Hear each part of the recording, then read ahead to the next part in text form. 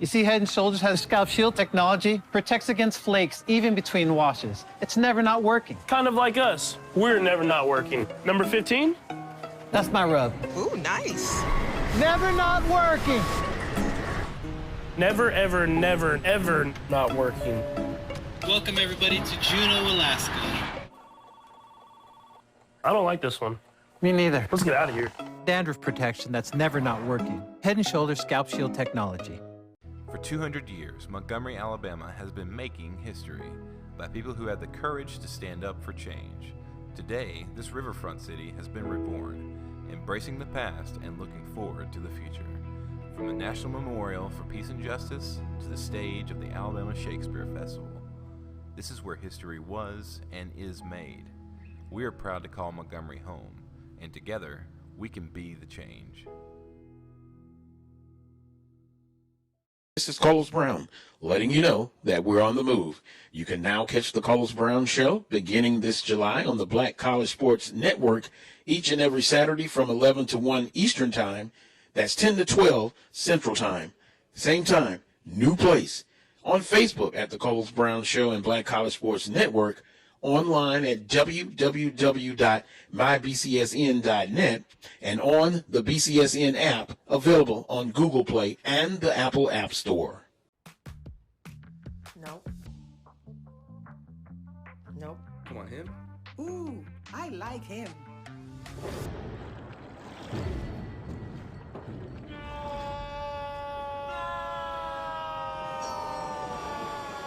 Quick, the quicker picker-upper. Bounty picks up messes quicker, and each sheet is 2 times more absorbent, so you can use less. He's an 8. He's a 9. Bounty, the quicker picker-upper. Bounty versus the old family dish towel. Drying with a fresh sheet of Bounty leaves your hands cleaner than a used dish towel that can carry and redistribute food residue. So ditch the dish towel for better hand hygiene. Bounty, the quicker picker-upper. Maureen is saving big holiday shopping at Amazon, so now she's free to become Maureen the Merrier. Food is her love language, and she really loves her grandson, like really loves.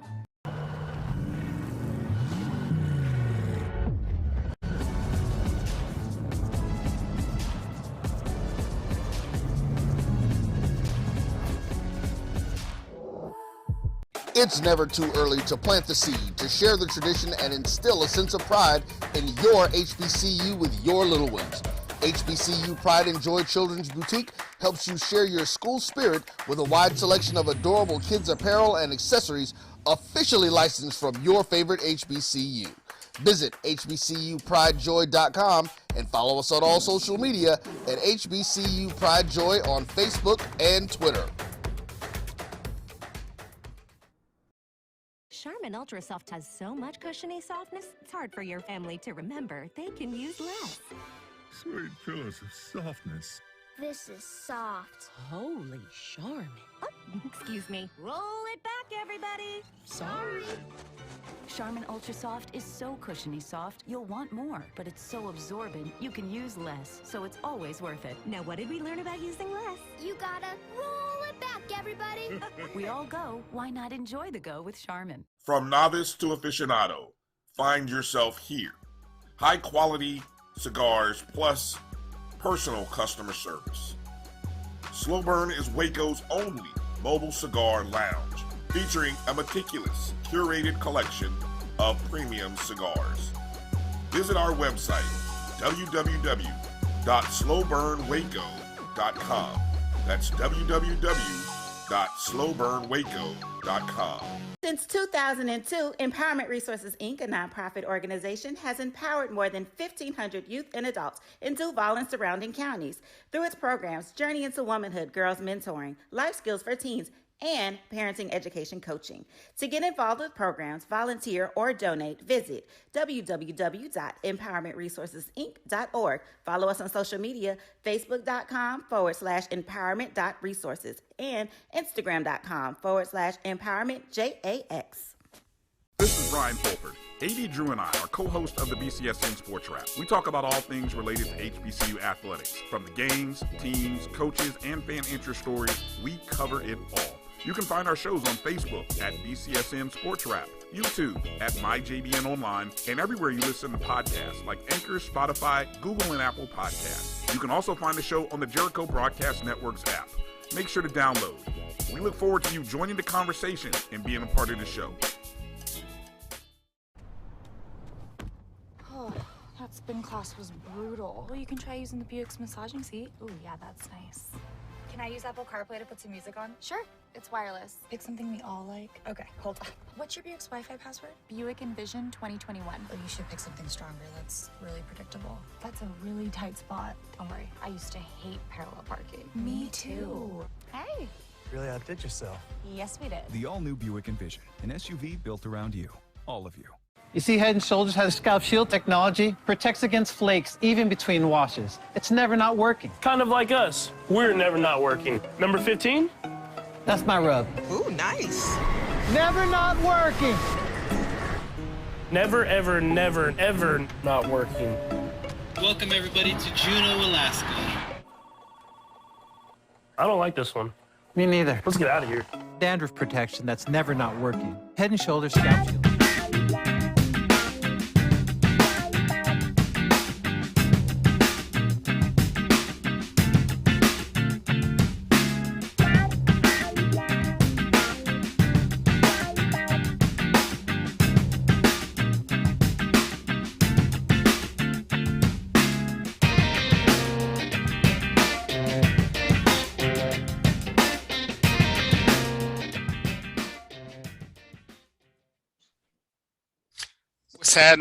What's happening? Welcome to Random Thoughts with DVP.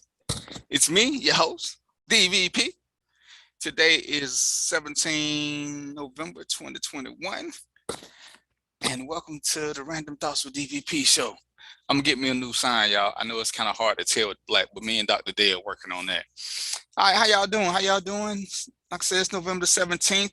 I got a little show planned. We're gonna cause a little controversy. I got my superstar women joining me who love to cause a little something.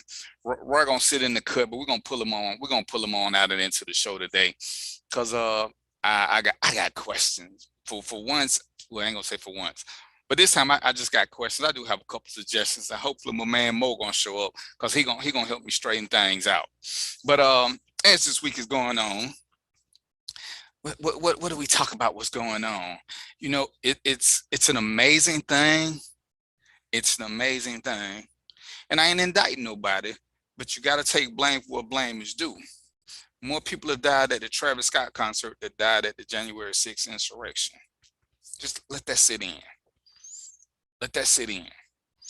And as we start talking about one of my favorite hashtags, accountability and responsibility, for us to try to excuse this and say whatever with all the things that he's done, that put us almost in the same category with Republicans. To say that he don't have no responsibility for this, even though this has happened before with him. At some point, ladies and gentlemen, if something keep happening when you're around, you can't keep blaming everybody else. What is your participation in this? You know, it's sad that people are dying from this. It's really sad that little 9-year-old boy died. You know, dad taking him to a concert. They probably having a bonding moment. But this ain't on public officials. This ain't all on them. I worked too many concerts. I worked too many events where the performers don't incite crowds, where the performers don't do certain things. And they got more people than him. But they don't sit there, you know, and promote reckless behavior. You know, they ask people to stand up. They ask people to clap. They ask people to rock side to side or whatever. But I ain't never worked a concert, and I've been offered a chance to, and I turned it down. But I don't work concerts where people ask their people to storm the stage or bypass security, go around them, jump the fences or whatever, because they already exhibiting reckless behavior.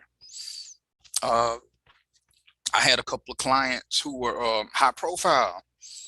They even wanted to go to the strip club. And I was like, listen, man, this is what we can do. How about we take this limo and just go get some strippers and take them back to a spot? as long as you know I'm not a fan of, I don't do powdery substances, but it's easier there. You won't get into as much trouble if you out in the public. If you at a strip club, you got a bag of money, you want to go, you want to have a good time, because that's what people in Atlanta do. But everybody in Atlanta don't like strangers coming into their town, you know, flexing and all that. So we can bypass the situation. Especially then, I knew a bunch of adult club managers and owners. You know, it actually costs, it's gonna cost you a little bit more, but the safety factor in it is worth it. You know, see Pac-Man Jones, how much trouble he had gotten into if he'd have just went to a private event, bought the club out, or bought the club to him. You just can't just recklessly do stuff, and just because you didn't say nothing this time, you already got a history. And you know, we love to say what we think, but if you don't know what the law is, what you think just really doesn't matter. And you know, when people ask me about stuff and I say, wait a minute, because I have to research some of the laws of the states they in or the venues in, because then you can speak intelligently. And I was telling a friend last night, we got to learn to start speaking intelligently about stuff as opposed to emotionally, and then acting like we don't understand the difference between the two. Just because something you feel or think something is right or wrong has nothing to do with the truth of whether it's right or wrong. It's just how you feel at the moment. But if the law says it's okay, if society says it's okay, we're just spinning wheels. So I just want to, you know, get that out there. We got to be more accountable for what we do, and drop the hashtag what about. What about when so-and-so? Stop that madness. Let's be accountable for what we're doing. Let's make the system, let's do right by the system, and then we can hold others accountable. It don't work in reverse, where we're going to just do something crazy, and then we're going to talk about something that happened. Oh, they did it back in the 80s. They did it back in the 90s. If you notice, rock and rollers used to always do that little march thing where they jumped in the crowd and let people pass them back. They stopped that. It was reckless. It was reckless. They stopped doing it. They realized it. Security can't stop nothing once you start passing the star along the show. If somebody grab you or pull your jewelry off, security ain't walking with you. It's not their job. They ain't gonna do it. The fire marshal can't do nothing about that. Proceed at your own risk. So, you know, we got to be more accountable and responsible. But I know that ain't what y'all here for. Y'all here for the sex, rock and roll portion of the show, as we talk about sex, relationships, and this damn table. This table that's causing so much drama. And I got a special guest. She in the middle of some things, so we just gonna be able to hear her. We ain't gonna be able to see her. But I got a special guest, Aaliyah Lee, coming in, because when I made the post about the table, Aaliyah Lee couldn't wait. She threatened me, y'all. Friend, she threatened me. We in a group together, and she was like, "Damn it, when you gonna make the post about women who did go through this?" Because if y'all saw the post, I said women couldn't answer when I asked the men who asked this question, because I want to see what man is bold enough or honest enough to say I asked this question. But I had a part too. I just didn't want them on the same post, because I want to know how many women been asked this question and who asked it. You know, did you answer it? Why did you answer it? Was he a keeper? Because we're gonna get into my research, because I posted it in about 70 groups, maybe, just to see what was going on, because I had questions. So what I'm gonna do now is I need for all my guests to unmute themselves, because I want y'all to go ahead and introduce yourself. And we're gonna start with Jess, because she busy. So I'm gonna let her get her hands free so she can go on and do her bling bling with the shoe thing. And then we're gonna go around the table. Let me see. Ruck, can you unmute everybody? You know, I still ain't figured this thing out yet.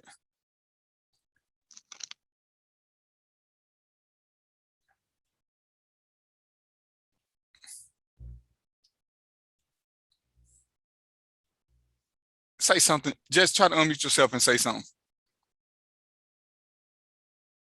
Can't you hear me now? Nah, I got you now. Cool. So go ahead and unmute yourself and tell us what you're doing. I'm Jessica Lynette. Right now I am bedazzling shoes. I have a business called the Unavate Collection. So this is what it looks like in the process. I put each bead on there individually. So that's pretty much my little spiel. Can't wait to talk about this table thing, because I got a lot to say about that. I've had that asked a few times, so I'm ready for that one. Aaliyah, you there yet?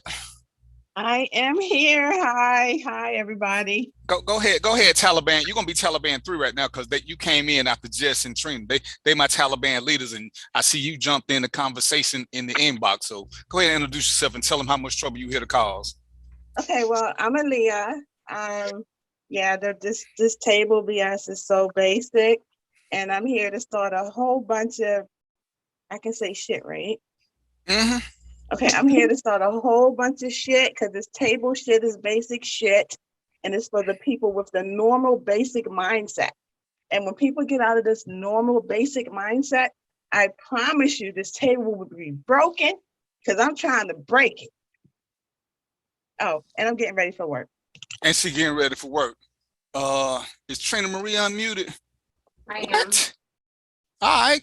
Oh, and look at that boy, loud and showed up. Oh, it's gonna be some drama in the LBC. Go ahead, Trina Marie. Tell them who you are. Shit starter number 1. Marie. Wait, hold on. Where your camera at? Don't deprive me, Shawty. It ain't on yet. I know. Okay. So that was a silly question. Here we go. We finna start the fight. Tell them who you are before this fight, before we create domestic violence on the show. I'm Trina Marie. I'm the better half of DVP. Yeah. I'm kind of lazy, so yeah. I'm a lazy talking tonight. And I see Mr. 976 done popped up in the house doing his thing. He done put the basketball down. He done put the hat down. He finna come in here and represent and do some things. So come on, welcome back, bro. What's going on with you? Lau, did you mute yourself?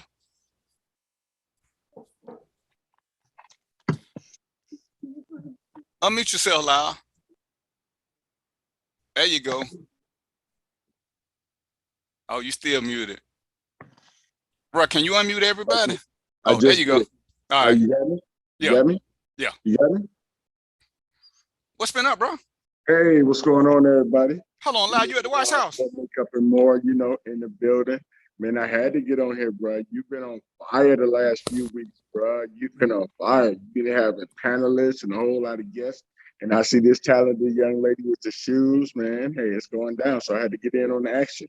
What's up, Miss Trina Marie, beautiful? Better half of DVP. Well, I ain't gonna have all y'all talking about me in my face. All right, so let's just jump on into this. Hopefully Mo gonna show up. Mo is the one who gonna be the voice of reason for this. So I asked the question yesterday because I keep seeing the post, and as my wonderful better half keeps saying, IRL. Is this really happening? IRL is short for in real life. Because I keep seeing this post over and over and over again, and I'm like, what the hell does this mean? What does this mean? So, I want to do my research before I tell y'all what my life is like. Who asked this dumbass question and why? What's the whole purpose of it? So I put it out to the fellas first, and I said, ladies, don't say nothing. You can ask questions, but I don't want to hear none of y'all yip right now. And only one guy said he asked it, and he's a guy. No, Mo, you got to go to the chat and come into Zoom. I asked one guy, and he said he asked it because he wanted to know this and know that. And then I went and looked at his profile, and I understood why he said he asked it, and I let that ride. I let it ride. Because it makes no sense, and I'm gonna get Mo in here because Mo had one of the better explanations. Because I'm gonna say this, and then we're gonna let the women talk about just. D, yeah. I need you to repeat whatever this question was, because I must have, in all them 70 groups, I must have missed it. It's on my page. See, that's because y'all don't look at my page. It's like, bro, I be working all day. Because they at the table. Yeah, we got look, like I say, we working. So you, as a host, you got to repeat the question at the start of the show, man. All right, hold on. Let me go because I want to make sure I get it right. Now I'm gonna repeat it just like I asked it. All right. The question was, fellas, how many of y'all have asked a woman what she brings to the table? Who asked that? I want to know who asked what you bringing to the table. For real? Yeah, absolutely. For real. Because I don't get it. And as me and Trina love to say, I don't need to be ignorant when you can ask a question. I need to know why. I need to know from the fellas why they asking. I know the ladies got the interpretation.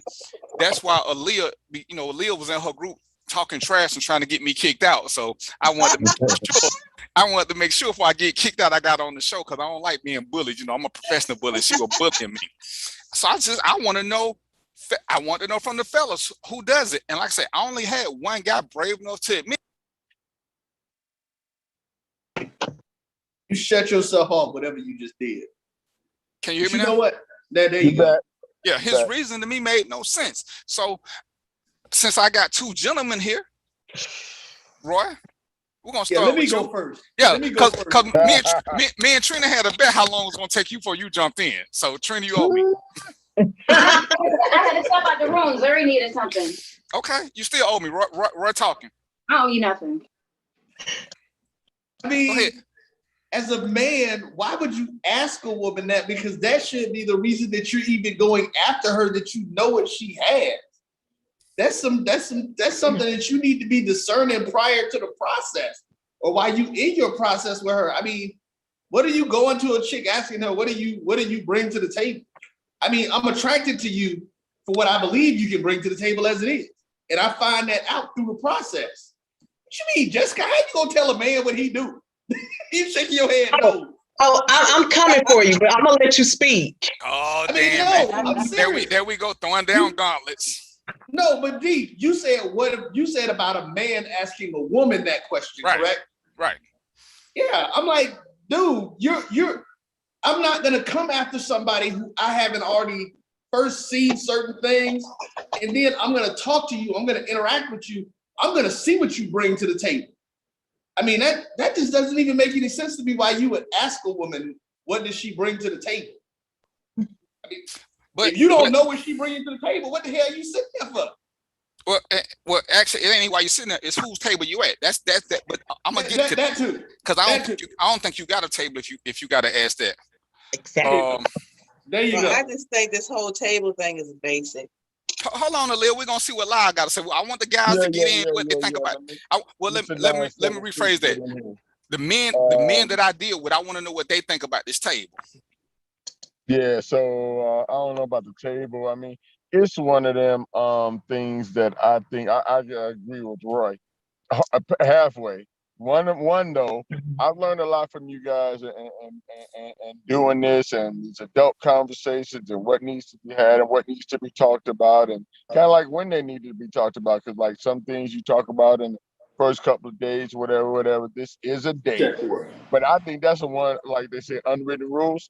Like Roy said, who asked that? I mean, I may not know what all she's bringing to the table yet, but like Roy also says, that's what the date is for. So that comes in with the discussion and us, having this whole date, and you find out, or you have done, and I don't even know about research or background on the one, but you have had other conversations, so you kind of know what she does. You ain't worried about her 401k on the first couple of dates or anything like that. But that comes with time and but then if you have the adult conversations, it will come in the first conversations, not 6 months down the line. So you got to do that too, is step up and have those conversations. That's what I say. And like I say, from my perspective, and of course, a lot older than me, but for me, and it's one of the things I said to Trina. Most grown men who about their business, they got the table already. When we invite you to it, we know what you're bringing. We don't I don't care what you're bringing if I don't like you. The only way I would ever ask a woman that question is if she's trying to pursue me and she won't take my hints that I don't want to be bothered. Because now I need to know, why should I choose you? I'm trying to be nice and let you know that I don't want you, but you just being relentless because you this. And in my experiences, what you got at the end of the day has nothing to do with whether or not you come into the table. It's what it is you bring to my life. And if I'm being totally honest, most women have no clue what they bring into the man who chooses them. So whatever it is you think may be your attributes, they may have no meaning to me personally. I may enjoy the piece that you bring, and that's what's getting you to the table. Because your shoes, your cooking, I always say, women like, oh yeah, I cook, I clean. Well, I don't eat a lot of name messes, so those attributes really don't mean shit to me. But it's something that you did, Trina, for instance, and it took me a conversation yesterday to really zone in on what made Trina get a seat at the table. Because, I talk a lot of trash about my being shallow, this and this and this, but it was her mindset that got her to my table. Because I want to be able to sit at my table and have an adult conversation, or have a silly conversation, or have a sarcastic conversation with somebody, and I ain't got to keep explaining stuff. That was her selling point. She couldn't know that, so she didn't know what she was bringing to the table. I knew what she was bringing to the table. Other than that, to me, it's just like I said, it's a super basic dumbass question, and it's for hobos and it's for boys. Because and my girl Chloe here, the diva, she another Taliban. I like my shit starter women. The only reason I'm gonna ask you what you bringing, because I need somewhere to stay. So I need you to tell me that you got a nice house, that you got 2 cars, that you do this, because I'm a hobo and I need somewhere to stay. So what you bringing to the table that I can use? Because I got my own table. So all I need my accessories. I want you to complete the dish for me, but you can't tell me what you bringing. So I'm gonna let the ladies, before we get into who asked them that, when you get asked this question, and I'm gonna get with Chloe, because I know Chloe got another show following me at 8:30, so I know she ain't gonna be able to stay too long. She got the little, I can't tell what color the hair, but she got the hair flowing, she got the lip gloss flowing, she doing her thing. So Chloe, have you ever been asked this question? And you gotta unmute yourself.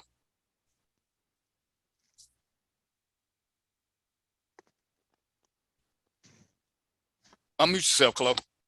Okay. There you go. Look so beautiful, Chloe. Thank you, babe. Thanks, babe. Unmute yourself, Chloe. There you go. So beautiful, Chloe. Thank you. Thank you, babe. Thanks, babe. Okay, I got an echo, and I'm like, I don't know. Cut your sound. You probably need to cut your sound and put on some headphones. I don't have any. Cut your sound. I need to cut your sound and put on some headphones. If you're looking at Facebook, you might need to mute Facebook. Okay, hold on for a minute. If you're looking at Facebook, you might need to mute Facebook. Hold on for a minute, because I got to find my darn Zoom. If you're looking at Facebook. Yeah, mute the Zoom. For a minute. Yeah, mute the Zoom. I'm here, D. I'm here, bro. I'll tell you what, let me go back out and come back in, because I got a whole bunch of screens open. So give me like a half a second. All right, do your thing. Yeah, find Chloe, I think you may have Facebook open in one of your other windows where the feed is at. Mm-hmm. Yeah, find it. Chloe, I think you may have Facebook open in one of your other windows where the Okay, can y'all? Yeah, can it's her. I muted her. It's her. It's her. I'm sorry. Can I get y'all to talk in chat? Aaliyah, tell me about your experiences with this. Have you ever been asked this question?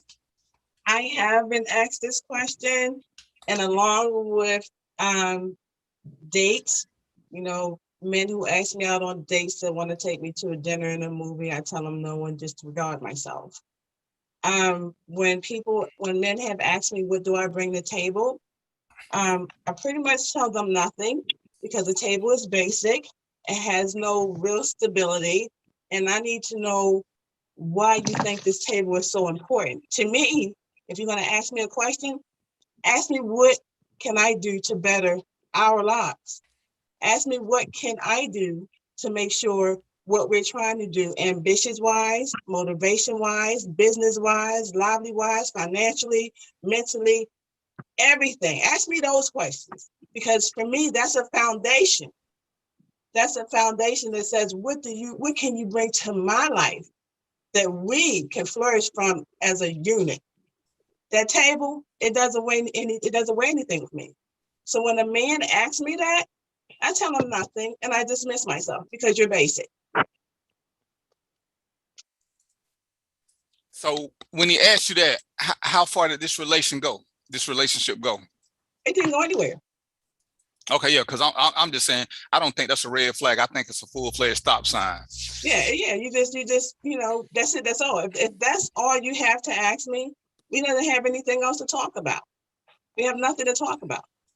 Ask me how my business going, or do I have a business? Ask me what my future goals are, or do I have any future goals? Ask me what my 5-year plan is, or do I have a plan? Ask me how can I better myself if I need to better myself before I can enter your life to help you better you. And if you can't ask me shit that makes a difference, don't ask me nothing about no table because it's basic. And hold on, but before I comment, Trina Marie, you got anything you want to share on this one? No, I don't. Chloe, you back? Yeah, I'm back. All right, what you got? Well, first of all, no man has ever asked me directly, what do I bring to the table? I think that, you know, just like, who was it that was just speaking? Aaliyah? Yeah. Okay, just like Aaliyah said, I think that that's just a basic ass question. And not only that, that's something that we see in memes and we see posted all the time on social media. You know, ladies, what is it that you bring to the table? And a lot of women actually answer the question. And Right. huh? They do. Yeah, it's a lot of women that actually answer the question, but how often do you see posted, brothers, what do you bring to the table? It's like, to me, it's like whenever you're asking someone, what do they bring to the table? You want me to run down my attributes to qualify me for you. But as a woman, be quite honest, in this day and age and how it's always been, you need to qualify yourself for me. I already know what I have to offer, and it's not that hard to find out what I have to offer. But that's a part of the getting to know you phase. Is you learn where they work, what they do, you learn their habits, their likes, their dislikes, their goals, their education. All of that is a presentation to you of what a person brings to the table. So it's very offensive for a man to even ask me, well, what do you bring to the table? Because I'm going to be looking at him like, motherfucker, what do you bring to the table? My table is already set. What do you bring to the table? What can you do to enhance my life? What can you do to make my life easier? What can we do together for the bigger picture? I'm not the type of sister that you can try and qualify. I'm not qualifying for no man. I'm not trying to present myself or package myself up for you to decide if I'm good enough for you. I was raised with my dad. My dad told me, basically in so many words, that a man needs to come to you and he needs to show you that he's a provider. He needs to show you that he can cover you. He needs to show you that he can protect you. But unfortunately, in this day and age, it's the women who are out here trying to jockey for 10 years, trying to jockey for one man. And so everybody is standing around saying, well, I can do this. I can cook. I got a degree. I can offer this. I'll take you out. I don't mind treating. We can split the bills. No, sir. Yeah, especially since, you know, for the most part, the man is pursuing you. So how dare you approach me trying to get with me and then ask me what I have to bring to the table? Not a damn thing. Nothing. And like Aaliyah said, X out my life, because that is just absolutely ridiculous. If you didn't already foresee what kind of value or whatever I bring to your quote unquote table, then why the hell you in my face? Right. And it goes back to a lot of times what we see is in you know, I have a lot of guy friends, as you know, DVP. And, you know, we sit around and we talk, and just even in general, you hear men and they will say, yeah, I met this chick, she AKA, you know, she's a doctor. She's got a degree. She lives in a $400,000 house. She drives a Benz. She got her own business. So why is it that a man can easily run down what a woman has that he's met? But if we as women were to say, yeah, I met this guy and he's a Q, shout out to the Qs, happy Founders Day. He's a Q and he lives in wherever and he drives this and he drives that. As soon as a woman starts running down a man's attributes, she is immediately a gold digger. She don't care about that man. She just care about the money. She just care about the way he looks. And that's a true statement. And this is where, you know, when Trina says something, and we got to look at the pursuit. Is he pursuing you for a relationship, or again, is he pursuing you for a hoboship? Because that's a truly dumbass question. And I did a thing. I think it was Flo. I'm sorry, I think it was Chloe. But remember, we had a conversation where the girl was like, she asking about my 401k and stuff. See, at that point, you're a gold digger. You don't need to know all that while we just getting to know each other. That's way too much. Right. But in the process of us dating and hanging out, I should know how far I want to take you. And, this ain't a question. Again, I'm going to stick with this point. This is not a question that a woman can qualify herself for, because you don't know what you bring to me. You know what you bring that you value. I can sit here and speak on all my accolades, and women can vouch for this because they're better at it. They've met guys who met paper qualifications, but they didn't do nothing for them. Right. But on paper, they a good looking dude. But Right. you don't date the paper. So everything that you listed was nothing that measured up to them. And that whole table conversation, and Mo is here with me now. Mo, take your mute off right quick, because I want you, like I say, Mo gave one of the better answers. And it's like, this whole thing, we got to quit. Ladies, dudes, know your role. Ladies, quit thinking a mustache and a penis make a grown man. It just makes a dude, and we too easily trying to make them synonymous. When you get a male figure to ask you this question, start taking points from him. He's an aged man. He's an adult. He over 18, but his mindset is below. So if you just want to have good time, stick with him and play the game. But if you're trying to actually get somewhere in your life, accept that and let that brother go on about his business. And it's like that is just crazy. But Mo, give me your explanation, because like I said, I liked your explanation when you gave it, so I wanted to make sure I got you on here. All right, Mo, yeah. Hold on, let me just say this right quick. Aaliyah, Mo didn't threaten to kick me out of his group. I just want to say that. Ooh, wow, that's foul, man. Okay, so I think my response was more to the fact that, I don't think a dude should ever ask a woman what she's bringing to the table. Why would you even do that? That doesn't even make sense. If you want to, a lot of men take pride in, providing. So the first thing you do is ask a woman what she's bringing to the table. I got a big problem with that. Right, because we supposed to have our own table. I'm asking you to keep talking about this table. What table? That's that ain't got no foundation. It's not on 4 legs. What table? I want to describe to me what the hell is the table? What's supposed to be? I want to know what's supposed to be on the table. Well, hey, D, let me ask a question. What's supposed to be on the table? And whatever is on the table, just like men, I see the meme all the time asking, can you do for yourself what you ask of men? So the same question applies to brothers. With this damn table, what's already on the damn table? What's on the table? Hold on, I got a question. For me, I make decent money. I'm fairly smart. I look all right, but for me, I want a man that understands what it means to cover me. That's what I need you to bring to the damn table. And when I'm saying cover me, I'm not talking about covering my damn bills. I'm not saying cover me by laying on top of me. I'm not talking about covering me by holding an umbrella over my damn head. I'm talking about making me feel secure and protected. That's what I mainly need you to do. I do need for you to be financially stable. I'm not saying that you got to make 6 figures. You can be slinging trash off the back of a trash truck as long as you got your own shit. That's what I need you to bring to your table, because a lot of brothers these days asking women what they bring to the table, and if you really want to dig deep, they ain't even got their shit together. Hold on. Look, hold on, because here's the question I want to ask, and I guess this is for the ladies. I've heard what your responses are, or what your responses would be, but are guys really asking y'all that question? They're not asking me that. I've been asked that question. They're kind of scared of me. So Aaliyah's been asked that question. Jessica, you muted, so either shake your head. Oh, okay, there you go. Yeah, I have been asked that question before. I have. That last dude you was with, we knew he was some buster ass, but we ain't gonna get into that conversation.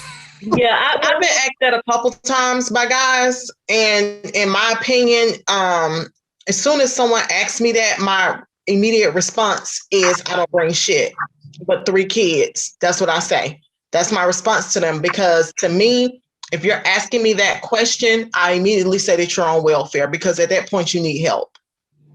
That's how I put you. I put you into And that Trina, category. what about you?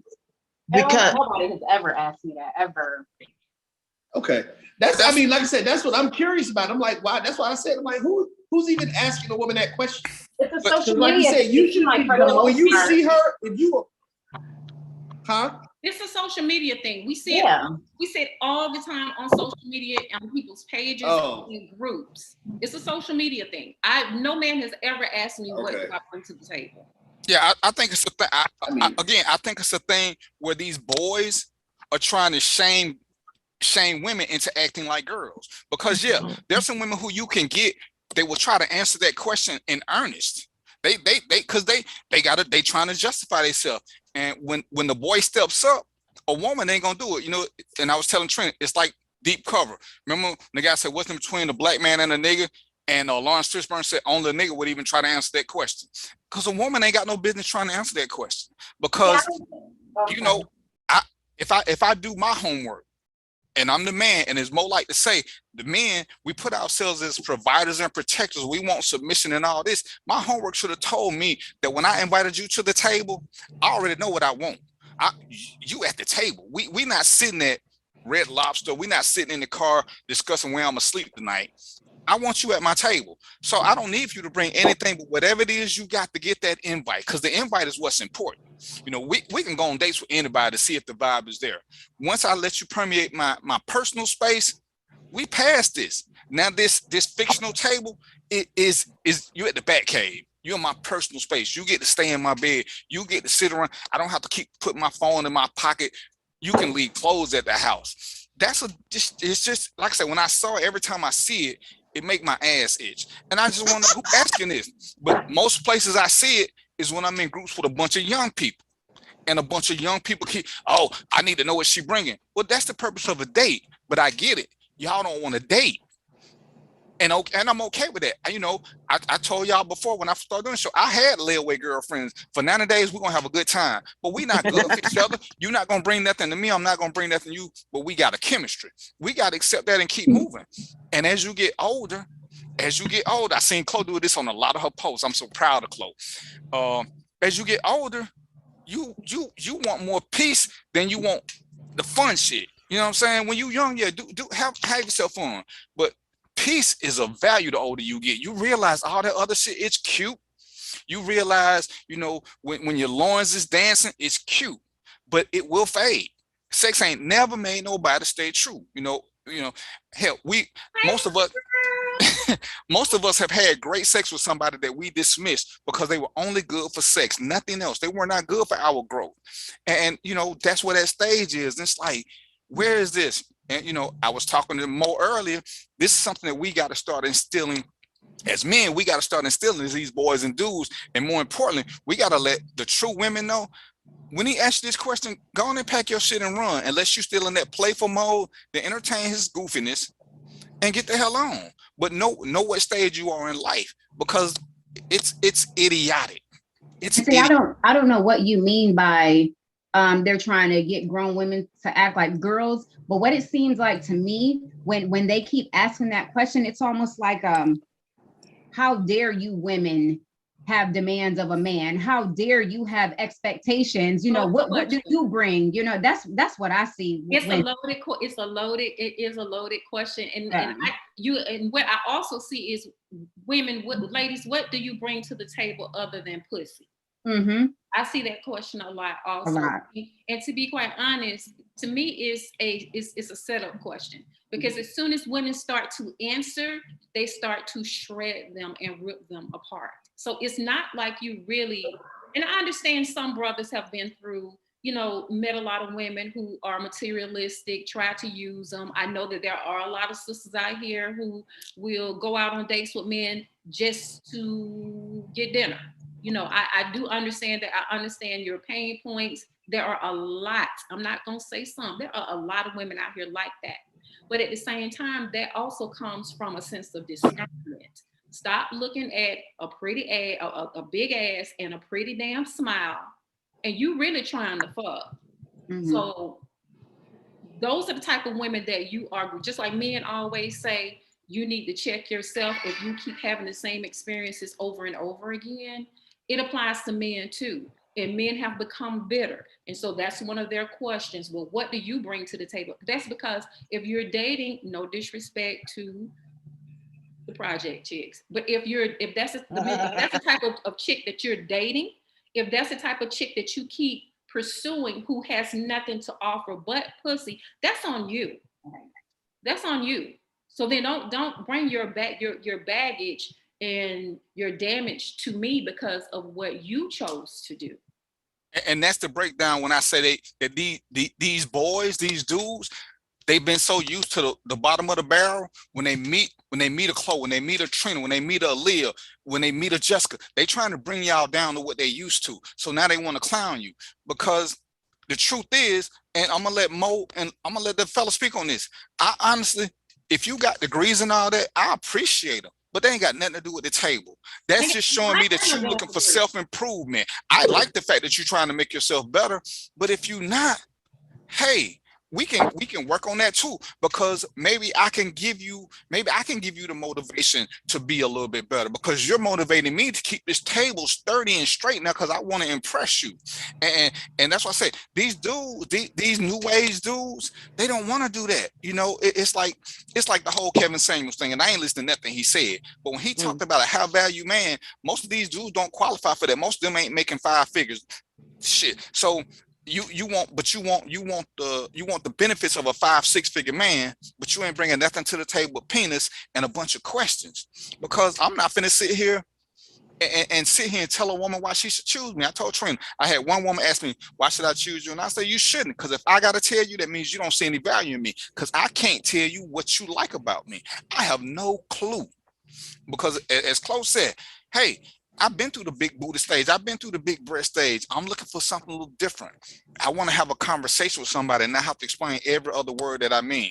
I want to be able to be sarcastic and witty without you getting offended. And about that conversation, you know, you were saying that, you know, those types of guys usually used to them bottom feeders or whatever you call them. And, you know, I probably have even spoken to 1 or 2 or 3 of those kinds of guys, but the conversation was so elementary that they never you know, like, what is that, stimulated my mind enough for me to really have any real conversation to the point that we would get to, oh, so what do you bring to the table? You know, it's like, you know, like when they approach you, you could just tell they ain't got shit to talk about. You know what I mean? It's like, just real dry. So you just kind of dismiss them. It's like, we also have to be, you know, use discernment when choosing guys who to entertain. You know who you kind of gotta feel out who is that type of guy and who's not. And a lot of times you can tell by their conversation, the way they approach you and things like that.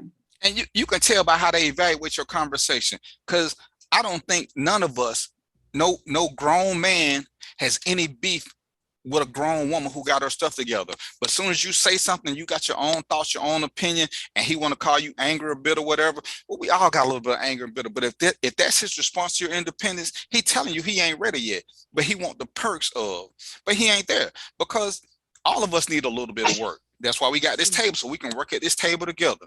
You know, hey, this is what this is how we can make us better if you're willing to do this. And you say, well, you know, let's do this, and then we meet in the middle and make it happen. But why every time I say something, you gotta have a different opinion? Well, hell, you got your own mind. You should have a different opinion. And who amongst us has always been right? So if I don't want to be corrected, I'm used to chicks who fascinated by my money. I'm used to chicks who fascinated by the fact that I can get in club. So guess what they do? They're gonna do whatever it is to keep that. And so now when I move up and I want to date a real woman, she ain't looking at that club like.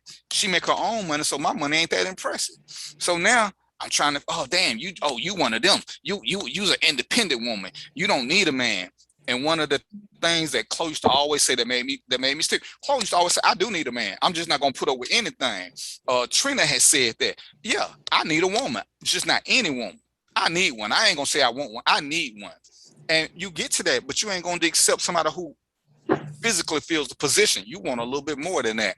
Mo, come on, tell me something, Mo. Who you been intimidating? What woman intimidates you? Oh, wait, I'm trying to answer the other question first. Okay, go ahead. Do your thing, bro. All right, so what I was going to add to the conversation was with this bringing to the table thing, you know, a lot of that's a question. When you ask a woman that question, I think that's a really dumb question, and it's pretty judgmental. If if you ask her what you're bringing to the table and you're looking for milk, and she say is you, and she might say, look, I'm lactose intolerant. I don't drink milk. You know what I'm saying? So you asking her to bring the wrong things to the table. I don't know why you even asking her that, because there's a lot of other accolades that you need to look at before you start talking about what you bring to the table. Like there's comfort, there's other things that women bring into your life that you cannot get from from somebody else. They make you feel good, they smell good. There's a lot of different things that women bring to the table. If you want to be shallow and just judging by strictly, we start talking about money, right? That's what everybody think of, what you bring to the table. Everybody's going right to money and value, right? But there's other things that have a lot more value than those things.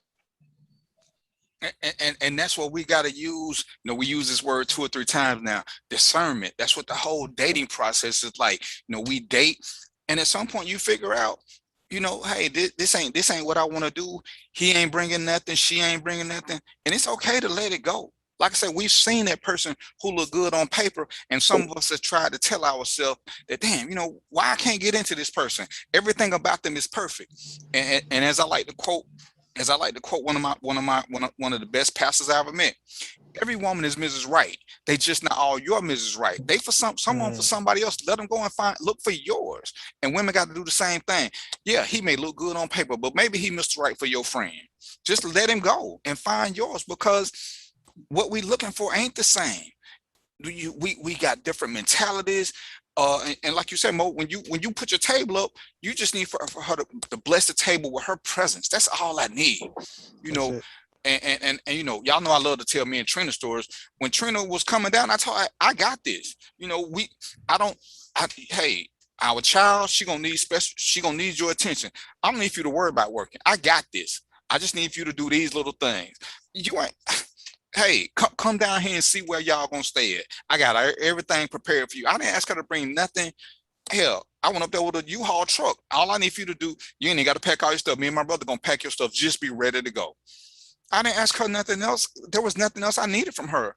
The dating process told me, when I knew I was gonna go up there to get her, there was not a question that I need to ask her about, other than, hey. And I think I asked her, did she want to come? I might have just told her I'm coming to get her. I can't even remember right now. But I knew what I wanted. And, my dad said, don't ask a question if you don't know to be the answer. I don't think I asked. I think I said, when your daughter graduated from middle school, I'm coming to get you. And shit, we drove up there. And I was like, damn, I guess I should have asked her. But she might have said no. My dad said, don't ask trick questions. So I didn't ask one. But why do I need to know what she brings? What have I been doing this whole time we've been getting to know each other? This whole time. And like I said, I think too many times we try to convince ourselves that somebody that we met is so great on paper. Damn, why I can't work with them? It just ain't working. Sometimes chemistry is more compatibility is more important than chemistry. And there was a thing posted in DBDS today, and it's crazy because I wholeheartedly agree with this. Compatibility is not more important than chemistry. Chemistry is not more important than compatibility. You need to have both. And as a matter of fact, since I got it pulled up, I'm gonna go ahead and read it. I was just looking at that post. Chemistry refers to the emotional connection you feel with another individual. Your chemistry is what creates the magnetic pull towards someone, what attracts you to their being, and the foundation for sexual attraction. Compatibility, on the other hand, is related to lifestyle, goals, values, and overall vision. If you have chemistry without compatibility, this creates a short-term intimate relationship. If you have compatibility without much chemistry, this creates a dry, passionless relationship. Both are needed for the relationship to feel filled with passion, life, purpose, and sustenance. And I see that Robert had made a comment. He's like, you can be all that a woman want, but if you ain't slanging, she gonna creep. That's because there ain't no chemistry. There's the chemistry is not there. Yeah, anybody can, think they're compatible with somebody because they look great on paper, and I look great on paper too. And let's get together and let's make it work. But if you don't have that chemistry, like it said, it's going to be a dry, passionless relationship, and it's going to fizzle out. Yep. And then we all become layaway boyfriends and girlfriends, and you get to a point where that ain't what you want no more. I mean, like I say, ain't nothing wrong with it at that stage. But and it's one of the things I had to learn. Except every woman wasn't a keeper. They were rentals. For some women, I was a rental because their chemistry. And when I was speaking of it initially, I was talking about the sexual chemistry because normally that was driving us at a younger stage, and we tried to make it be more. But that was all it was. And Mo had said something earlier about being a sheep or a wolf. At some point, you got to have a balance. There are times when you need to be a wolf, and there are times it's okay to be a sheep. Without that balance, ain't nothing gonna last that long. And these are the important things. And women got to make better decisions. When you see guys who ain't unworthy, quit trying to make them. The guys got to do the same thing. A chick with a big booty, hey, give her credit for her big booty and keep it moving. But trying to force that relationship is what drives a lot of us and makes us bitter. And like I said, these dudes who bitter, I had to go on somebody's page today and cuss a dude out who was being disrespectful to a woman because he bitter. Dude, take your bitter ass on, because you one of them dudes who need a woman with her own place and 2 cars because you ain't got shit. And ain't nothing wrong with not having shit, but what are you trying to do to get better? Every time I see that post about, oh, if he live in the basement with his mom and vibe in your house, if he ain't got no car, let him drive one of yours. I ain't got nothing. I ain't got no beef with you trying to help a brother, but he gotta bring something to the table other than what's the word? Than potential. At all of our age, potential sucks. That ain't no potential, baby. That ain't no potential. That ain't no damn potential. You need to have more than 3 trash bags full of clothes, a pair of peanut butter colored Timberlands, and a PlayStation 5. What you got there, Mo? Oh, I was just gonna say, well, I had a couple of things, but I was just gonna ask you, I was gonna say, because based on what you said, if you had a daughter, you wouldn't let her mess with none of those dudes, man. You know that. Thank you. And You would not, them dudes. All the time. The things that you say that a woman should do, and you co-sign on these memes and in these conversations and posts, would you be okay with that coming from your child? I ask men all the time, whenever when your daughter is 16 and she starts dating, do you encourage her to make sure that by the second date she treats the young man that she's going out with? No man has ever told me that he's given his 16-year-old daughter money. Now, mind you, I'm not against treating. I am a treater once I know that you deserve it. But I've never had a man to say that he's giving his 16-year-old daughter money to take her boyfriend out because he's taking her out. Yeah, so let me just add a comment to that.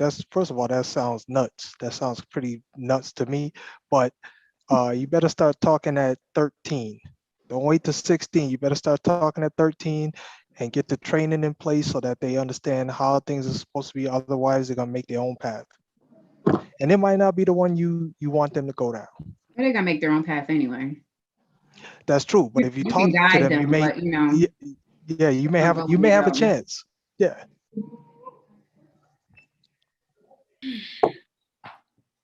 Did you have something there, Lyle?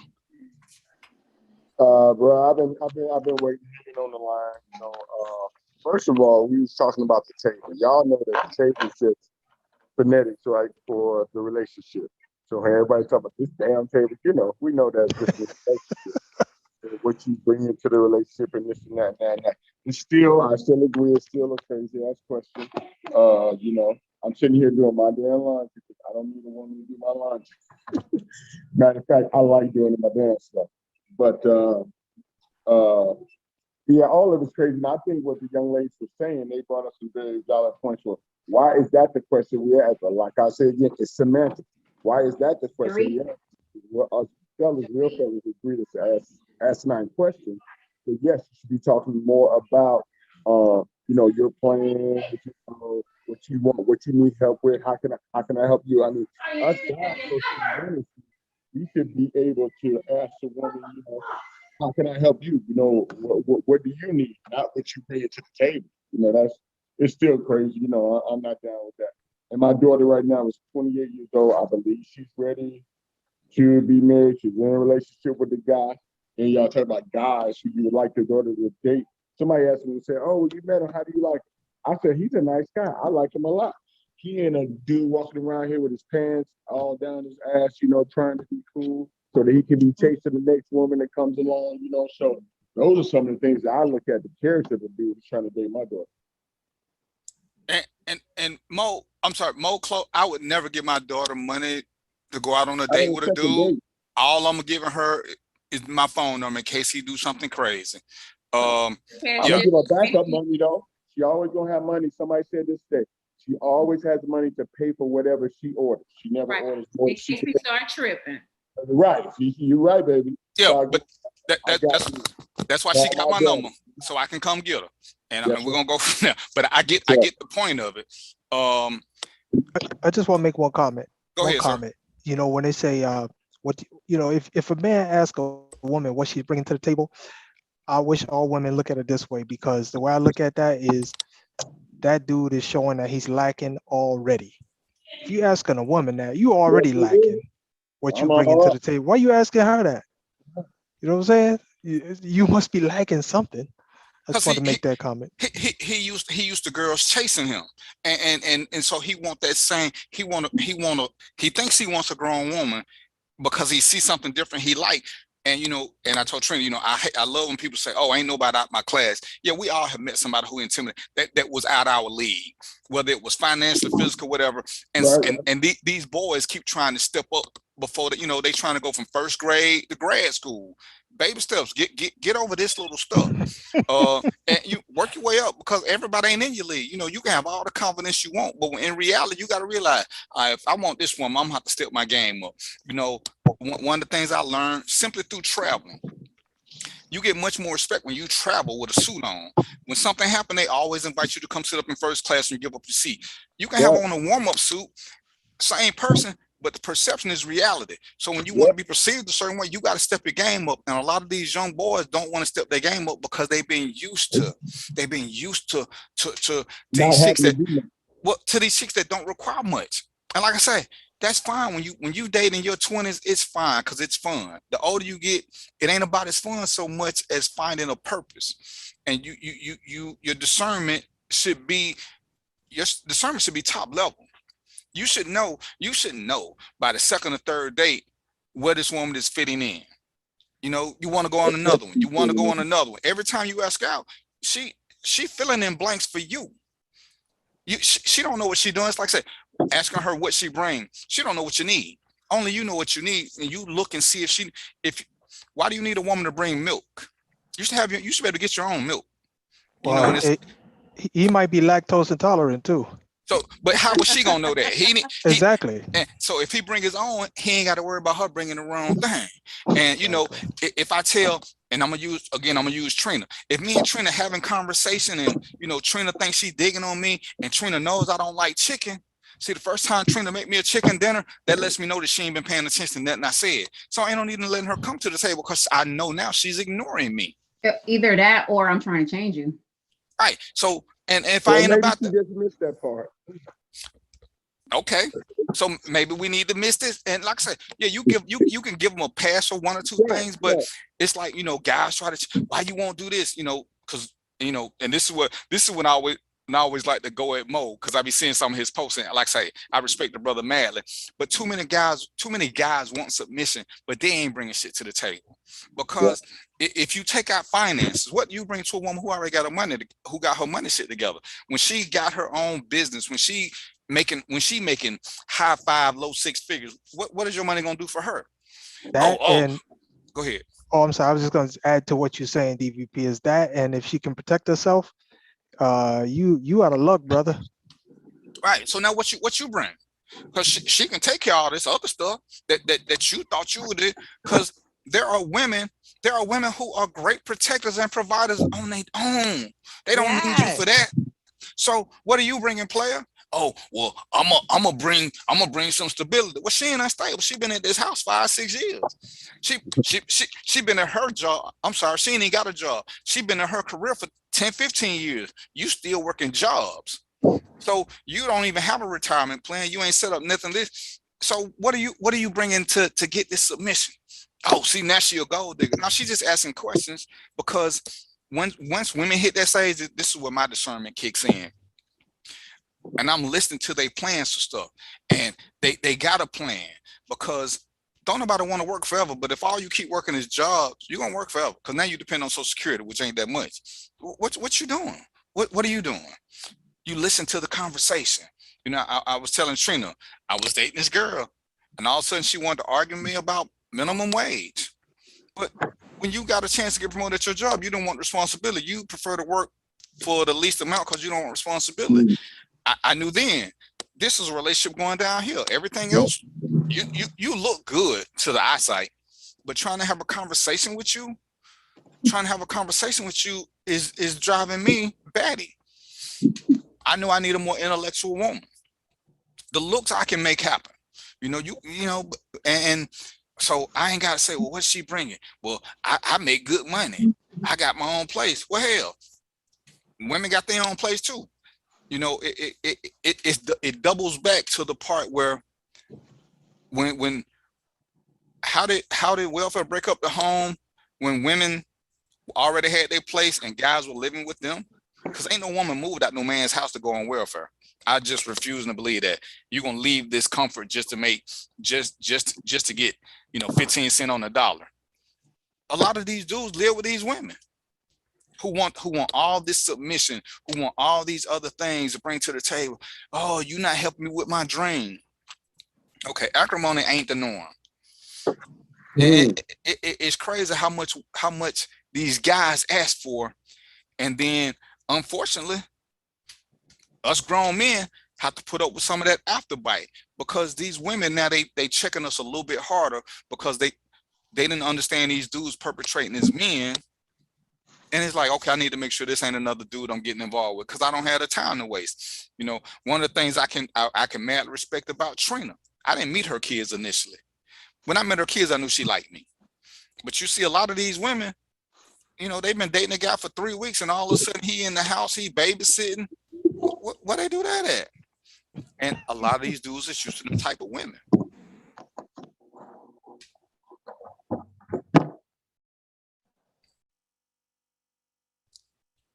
Ain't nobody got nothing there?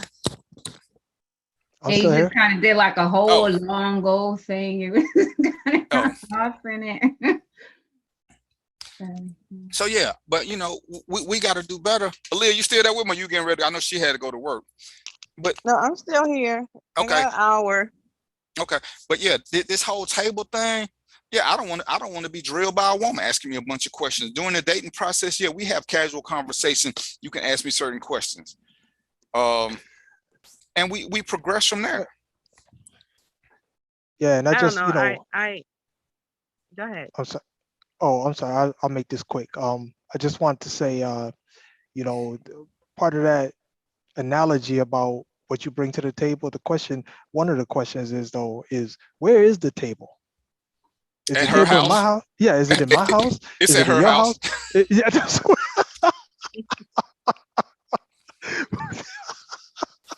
Yo, if that's the case, man, we don't even need to talk no more. You know. Okay, Chloe, you muted. You got to leave. Is that what you're telling me?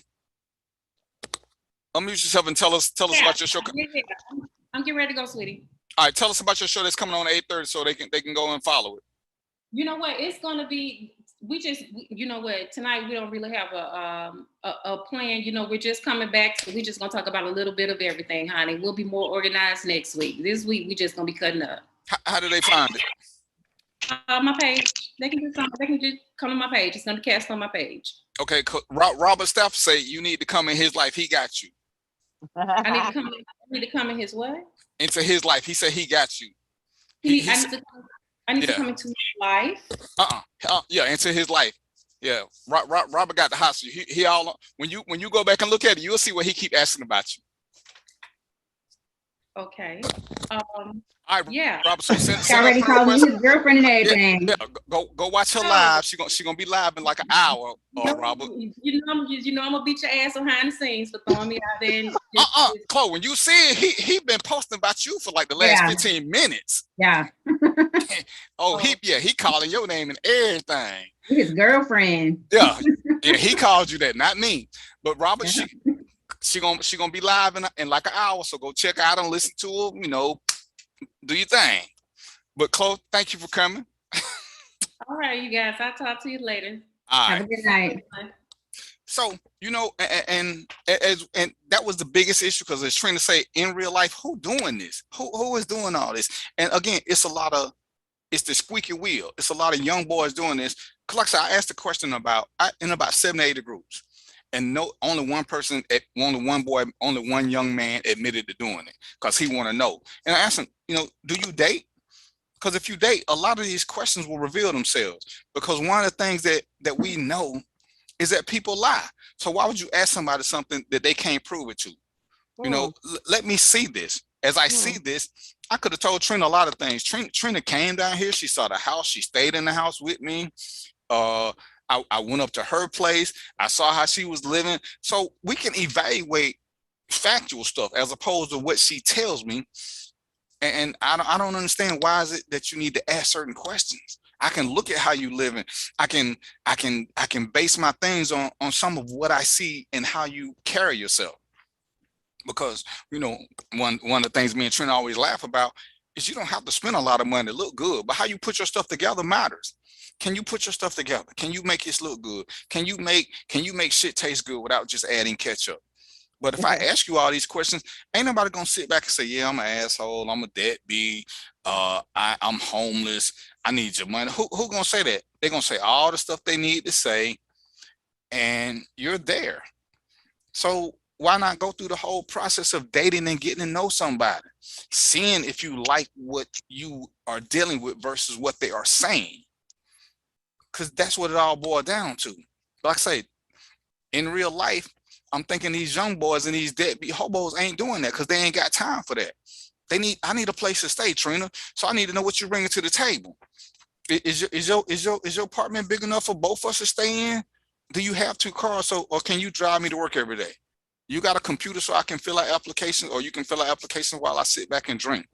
This is what I want to know. Are you bringing to the table for me? And this is what Aaliyah kept fussing at me about. Go on and speak, Aaliyah, because you were supposed to be bringing it. Come on. Well, here's my thing. I don't know, this whole table thing, as I've stated before, it's a basic question. It's something that I've learned a long time ago, along with the questions that men always ask. What do you look for in a man? You know, and what I've learned with that question is not to tell them what I look for, because they're going to give me exactly what I just told them I'm looking for, at least for the next 6 months to a year. You know, so when men have asked me this question, like I said before, I basically tell them nothing. We have nothing else to talk about. You know, I don't want our first date or any date that I go on with a man to be about what I'm bringing. That's something that comes naturally in a conversation. When you're having a conversation with somebody and you that relaxed, everything that they need to know, if they're listening and paying attention, they'll hear it without you even saying what it is that you're bringing to this so-called table thing. You know, I've never been one to follow suit on this table because I don't want to bring anything to your table. I want to bring something to your well-being.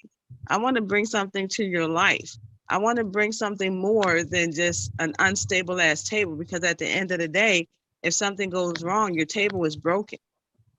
You know, so I don't want that. I want something totally different. And if you have to ask me that, we have nothing to talk about. You know, so yeah, I don't like the question. I don't like basic things. I don't like basic mindset people. I don't like followers, because a lot of people are followers. You know, they'll follow suit on the what you bring to the table thing, and then they'll try to finagle it or finesse it. Well, that's not what I was saying. Well, you know, I was just saying this. No, you got your money. I got my money. Now let's try to bring some money together as a unit. Let's try to do some shit as a unit. That's what we should be trying to figure out. How can we better each other to make each other make a difference in our lives? Leave the table alone, kick that shit to the curb, put it in the garage, and think on a higher level.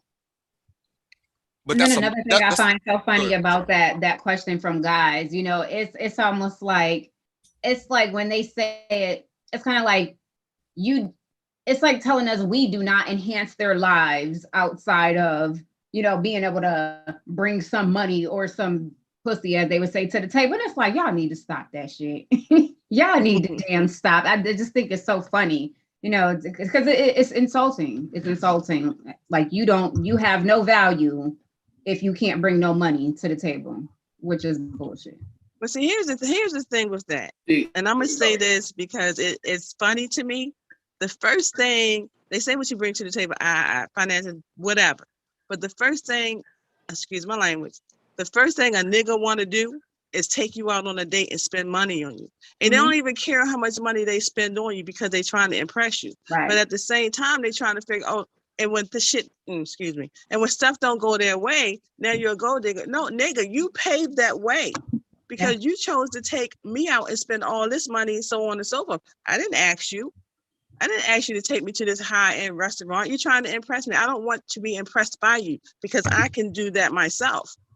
Do something that's going to be meaningful and something that I'm going to remember. And I tell dudes all the time, I don't want to go out with you if you want to spend money on me. How about we go take a walk somewhere? How about we go sit by a pier or something, look out at the water and have a conversation? Let me look you in your face while we having this conversation, not while you're eating. Let me look you in your face while we having the conversation so I can see what you're really trying to say or what you're saying. Because when you take somebody out on a date, you're just buttering it up financially, and then if it doesn't go your way, now you mad. You opened that door. Men have opened that door for women to be gold diggers because they put their money on the front line. That's what they do. And we speak about that. And I tell guys, if you keep leading with your money, you can't get mad at her when she lets you do it. Because ain't many women gonna say, "Oh no, you ain't got to take me to this 5-star restaurant. Take me to Burger King." That was a choice you made. Spend more time planning a date where you get to know each other. Go to something that's quiet. Go to a coffee shop. Go to an ice cream shop. Go to the park where you can have conversations and decide, is there some kind of compatibility to go with this chemistry? Yeah, because we know somewhere in the back of all our minds, sex is roaming around. Some naked people just run around the back. But what's gonna get us there? Is everybody, again, in real life, who keep running to this Netflix and chill thing? You ain't coming to my house. You're not coming to fire stick and some movies. Ain't nobody look. Right. This is my whole thing. When men do that, okay, so I have company, right? And I excuse my language because sometimes I'm hood. I'm from Baltimore, Maryland. That's what I do. So when I used to date this guy, and I used to he used to always want to come over. Okay, that's fine. And I tell him from the beginning, don't touch me. I said, you can come over, we can chill, so on and so forth. But don't touch me. Don't hug me. Don't look at my ass when I walk by. You're not getting any ass. You come here, we're going to sit here, and we're going to watch this fucking movie. We're going to have a drink, and then you're going to take your ass home. Don't come over here thinking you're getting some ass. And he thought I was lying. Multiple occasions, he wanted to come over. You come over, but the rule still goes, don't touch me. I don't want to be touched by you. I'm not trying to fuck you. We just over here to chill. So when they go with that, let's chill, of course, a lot of women think, it's time to open the legs. Nigga, no, I ain't open these legs. No. You come over here to watch the movie. That's what the fuck we're going to do. We're going to watch the fucking movie, and you're going to take your ass home after the movie. And then if I have company and they stay over, no, nigga, it's like 6 o'clock in the morning. You got to go take your toothbrush, whatever the fuck else you got to bring over this bitch. Take that shit with you, because I don't want you leaving no shit behind. That shit up out of here. And they be like, oh, you think like a nigga. Nigga, I learned from you niggas. Okay? You don't mind me saying so? I love your truck driver language. I'm sorry? I said, if you don't mind me saying so, I love your truck driver language. I'm sorry. I give you I love it. Hold on, Ron, I'm gonna get you. Aaliyah, I just said Trina mess. I'm like, damn, is this your twin sister? Because y'all show sound alike. Because she telling about conversation where she's saying the same thing. I'm over here laughing. But go ahead, Roy. Yeah, but that's what guys do. They think because you invite them over, they trying to fuck. No, nigga, I ain't trying to fuck you. You come over here to watch a movie. So after you watch the I had this dude, and I told him, I think I've told him on several occasions, I don't want to go to a movie. But he insisted. So I'm like, okay, all right, let's go to a movie. See, what do you want? I don't want anything. We in the movie. Let's watch the movie. Bada bing, bada boom. So then the movie is over. This fool say, so what do you get ready to do? I said, go in the house and watch another movie. He said, can I come? No, nigga, you had your chance already in the other movie. We already watched the movie together. I don't need no company. It's like after 11 o'clock. What you think we're going to do? We finna fuck? We ain't finna fuck. Right. We already watched the movie at the movie. So guys be tripping me out when they think because they spend a little bit. Come on, I'm not that $40 chick. I'm not that $40 chick. You ain't spend about take me to the movie, just spend a couple of dollars.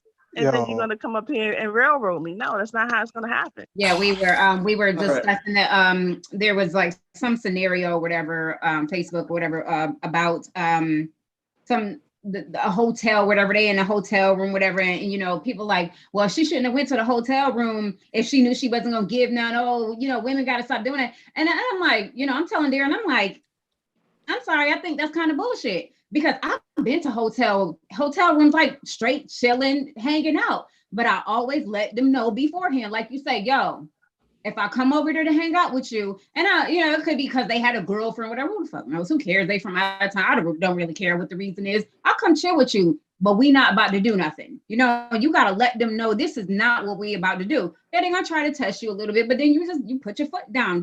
Yo, I done told you, we not doing nothing. We not having no sex. We not doing none of that shit. And then they be like, oh, okay, all right. And then there's the door. Yeah. See ya. Yeah. Oh no! All right, so what's your favorite phrase, Trina? I was gonna say, I wanted to say something on one of the comments, and the first comment they got me was, I get the whole thing about the table, and then I completely understand when Aaliyah said that she doesn't like when a guy asks that, because before I get to Atlanta, or what are you looking for in a man? Some of us do ask that question because, one, we don't know if we want to, you know, it's a matter of wasting time. But believe me, since I've been in Atlanta, I've learned to understand the whole representative, and people gonna tell you something and they're gonna try to be who that is. Yes. But I wanted to come back because I completely agree with something that you and Trina both said it. And again, it doesn't make any sense to me when a man is approaching a woman, when he's the one who's doing it. And you know what? Let me even change it. Men and boys, men and dudes, when they are approaching a woman, they know what they want from you. So don't get that twisted. The difference is 9 times out of 10, a man is looking more for peace. He's looking for balance in his life in some ways. He's looking to see how you can, like we've been saying, how he can make you can make him be a better man, or ways that he can help you be better. Dudes is trying to find out, okay, can I stay at her house? Can I get her to do this, to drive me around? Can I get all this stuff? And the intention is there, but I mean, and again, I just have a hard time understanding how is this even coming through. And so I did a post the other day, and I know Trina got into a conversation, and it wasn't nothing out of the way with one of my boys, one of my frat brothers, about being the romantic and stuff. I don't know, Trina, if you remember which one I was talking about. Romantic, yeah. Yeah. So it's like, you know, and those are the conversations. And he's like, yeah, you know, no, I've been heartbroken. I ain't trying to do that piece no more, blah, blah, blah, whatever. And, you know, and I tell people, you know, we didn't have this conversation. I'm very intentional with the things that I do. And just like I say, yes, I am dating because I want to be in a committed relationship with somebody. I want to be married again. Check this out, though. Just because we go on the first date, don't mean I'm trying to marry you today. There's a whole process to this shit. It's not like we just gonna jump up and it's gonna be like, oh God, there she is, here it is, let's go. Because again, I'm not going to ask you. I already see the first thing, of course, that we got to look at. It's going to be naturally a physical attraction. So we see something that we like, okay, you know what? I like her smile. I like the way she carried herself. I like the way she comment on stuff. So let's start the conversation. And then you see from there, I'm not going to I may ask you, what are you looking for? Because there may be certain things, you know what, David, I just ain't got. I'm 51 years old. I'm not going to change who I am to try to fit who somebody else is, because I've got plans of things that I'm working on.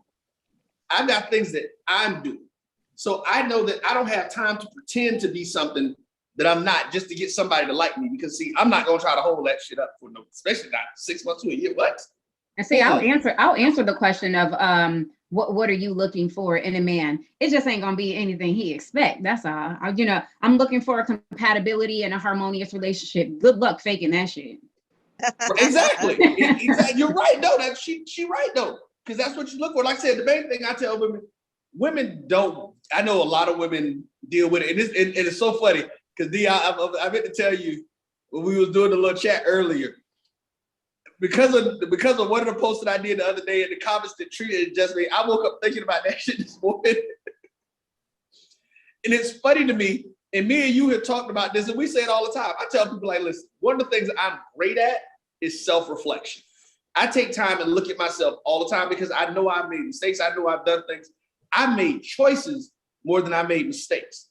And I know that I made some life choices after I got divorced that I made that were not choices that other people would have liked, that they don't want to deal with. So I don't force anybody to be in my life because I've made certain choices. And I know that I'm doing certain things because that's what I choose to do. And so my expectation can never be that I want a woman to be in my situation with me. But I may ask, I say, listen, give me a little latitude to get some stuff where I want to be because I know what you need. I know all this stuff. If you, like y'all said, everybody said it, if you pay attention to somebody, you know exactly, you should know if you're paying attention, what that person desires, what that person likes and all that kind of stuff. If you truly are interested and you done been involved with somebody for 3 months, 3-4 months, and you can't figure out 3 or 4 things that they like and you don't know certain things, you're either not paying attention or you're not having the right kind of conversation. So, and Trina over there smiling, they over there texting each other, she talking about it now, so go ahead and say it now. You know I don't care. And this is one of the reasons that I like Mo and I wanted Mo to come, because sometimes Mo is what I strive to be sometimes, the voice of reason. Because, you know, Mo is a good dude. And, you know, I told Mo, I said, you know, there's a couple of dudes in Mo group that I wanted to go meet them. I was going to fly and just punch them in the face. Because I had respect for Mo. I just let it go and I just went on about my business. Let me scroll. As a matter of fact, let me just leave this group and go somewhere else. Because Mo said some good stuff. And when I give Mo kickback just from a different perspective, it ain't never disrespectful to us. Because, yeah, you got to learn. But, you know, one of the things I would tell Mo is that all men aren't hunters. You know, because he promotes the true picture of what most women want, and I'm great with that. But sometimes a woman is the hunter, and the man got to accept his place as the accessory. Because some dudes trying to get to be their hunter place, and you know, it's one of the things that me and Trina talk about. Trina has dated some men who are not hunters. You can't make them be. They depended more on Trina, and Trina didn't want to be dependent on. So you got to find that healthy mix where she can hunt, but she don't want to. And most women they gonna do what they gotta do. But the bulk of them do not want to hunt. And I'm finding as we get into this more and I reach out and I see more and more stuff, and I'm in Mo's group and I'm watching, a lot of dudes want to be that fake lion. They want to sit in the back and let the woman do all the hunting. They don't want to come up front for nothing but except for sex. They don't want to do nothing else. You know, I'm here. Ain't that enough? But what are you doing? What are you doing? And to eat first, and to eat before the kids. Oh my God, I hate that question. Yeah, see, I ain't even gonna get into that question. And you know, and we might, sisters, and that's how the whole Netflix and chill thing came up. Dude, you know, for grown women, Netflix and chill is an earned status. Yeah. It's an earned status when they let you in their space and they want to cuddle with you. They don't mind going to the movie except for Leah gonna cut shots. But the movies is safe for them because y'all in a public place, and at best y'all gonna touch hands. Most of the time when they let you in their personal space, cuddling is already accepted. So they don't want to Netflix and chill with nobody because, again, where are we Netflixing and chilling? It seems like the Netflix and chill is always taking place at her house. It's at her house. Hey, D, it sounds like something's going on with your mic, man. Your audio seemed kind of low. Thank you. I'm sorry. Yeah, here we go. My bad. I forgot. Yeah, but the Netflix and chill always seem to be taking place at the woman's house. She want to get out of her house. I don't know, because I don't like going to other people's houses too much. I stay strapped. I ain't got time to be playing with people. Aaliyah, how old are you, if you don't mind me? Don't engage Aaliyah. She is so much trouble. I am not. I am 55 years old. I am the mother of 6. I am the grandmother of 6. And that'd be about it right there. But I don't know. I don't like going to men's homes because first of all, I got to get to know you better. Right. So I would rather have you at my house because I can damage you if I need to.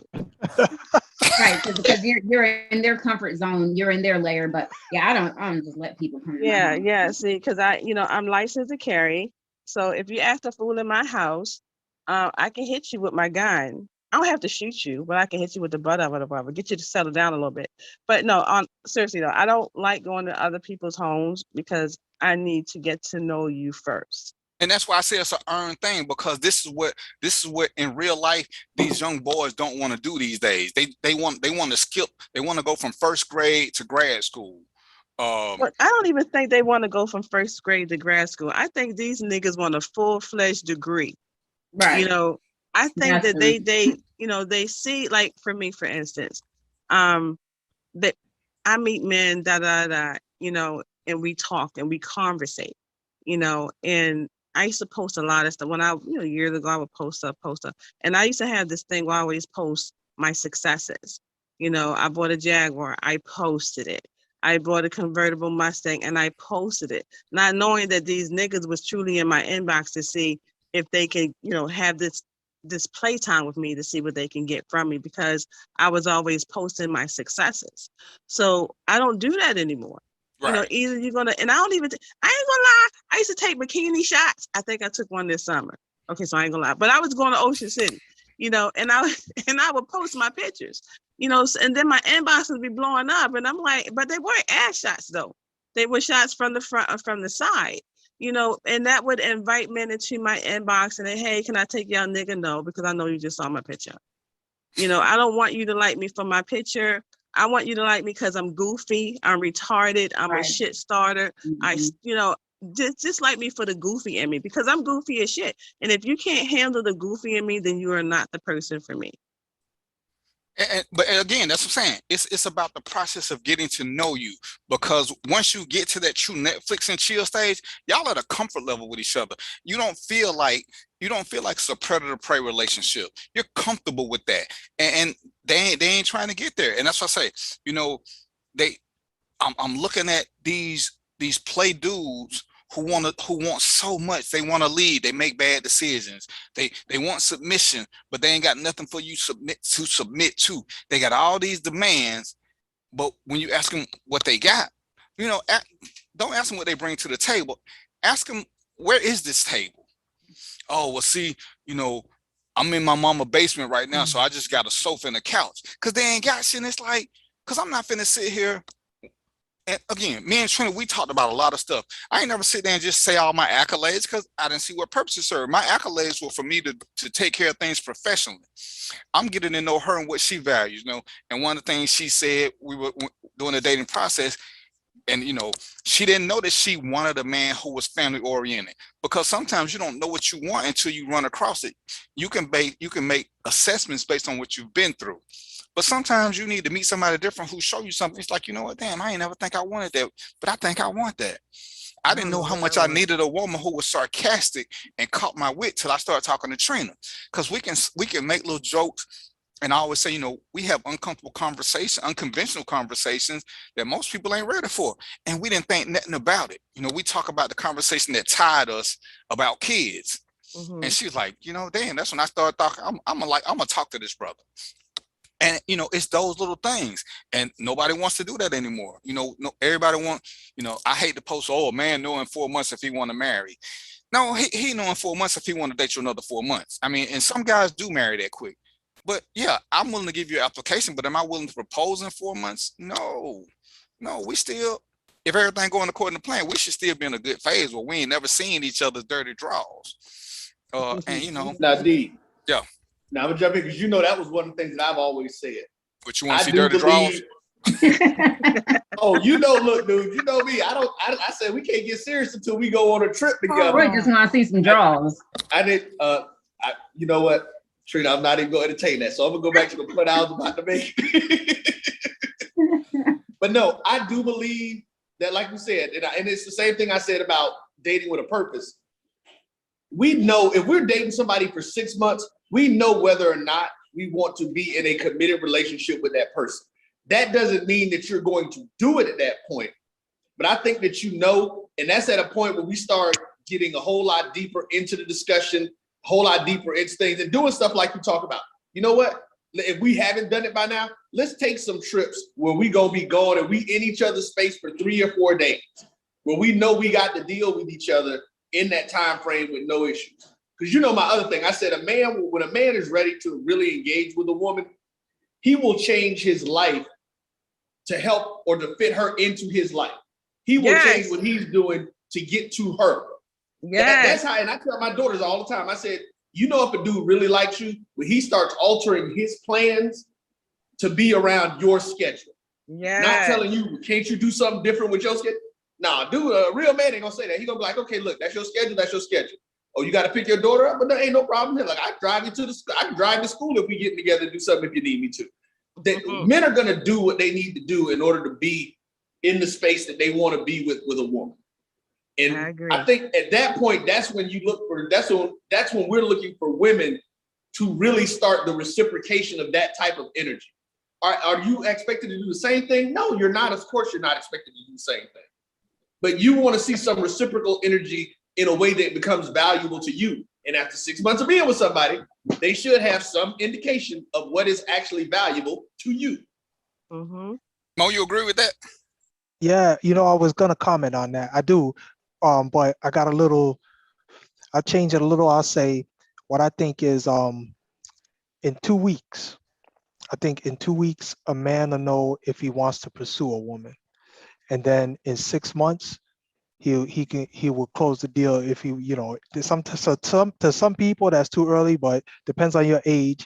I know it took me only like a couple months to know this was the woman for me, you know, my wife. But I'll say most men, 6 months, they close the deal. But in 2 weeks, you'll know, man, if you want to pursue this woman seriously. Those are my numbers.